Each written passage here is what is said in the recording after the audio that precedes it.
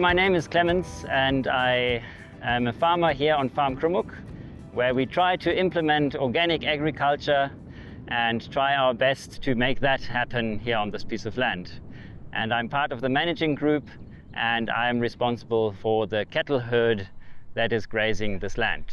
Behind me you can see the cattle herd of farm Krumhuk. That is Nguni cattle grazing the land here.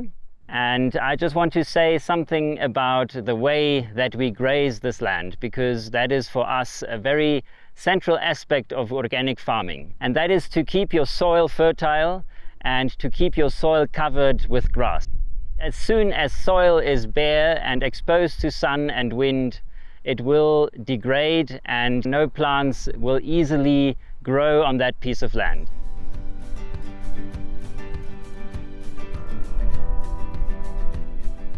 If we look worldwide, the grazing land is making up to 1/3 of the surface of the world that we have. And so it's really important that we graze in a very conscious way, trying to improve the condition of the soil and really look after the soil and make sure that we have a fertile soil. Because only when there is life in the soil can withstand the risk of erosion, because that is one of the biggest risks that we have facing the soil, and that is erosion, for example, by wind, or erosion also by water. We are losing tons and tons. I think in the literature there's a figure of 24 billion tons of soil that we lose every year to erosion. And I think that is a quite concerning figure. And it is something we really need to look at. And I think in Namibia we have a lot of degrading rangelands. And so also in Namibia it is very important to think about how can we improve the fertility of our soil.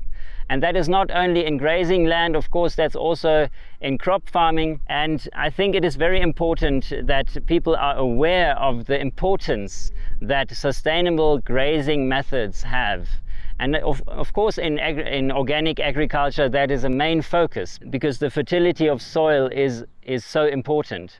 But I think every farmer must develop a consciousness of what does that do to my soil if I don't do the grazing right. I think every farmer has to find his own way, observing his soil, observing his grass plants, observing his rangeland, to find the right system to really enhance the fertility in the system. Here in Krumhuk, that means that we really try to do a high density grazing, because you need to take into consideration what the grass plants have been adapting to in the course of evolution. And what they have been adapting to is being grazed heavily for a short while and then giving a long rest period to recover. And especially in these very arid regions, it is so important that we really give the plants time to recover. Once you have erosion in your soil, it is like the landscape is drained. So the water is flowing into the dongas, it is not available to the grass plants anymore, and your landscape is drained. And in a drained landscape, of course, there's not so much growth of grass. We in Krumhuk, we herd our cattle. The cattle are herded by 3 people. They are always with the herd. They bring the herd to the water in the day. And in the night, we kraal the cattle in a kraal where they're standing quite close to each other. But that kraal is moved every day. It's an electric fence and it's moved every day. So you have a heavy impact on that piece for one night, and then the herd moves on.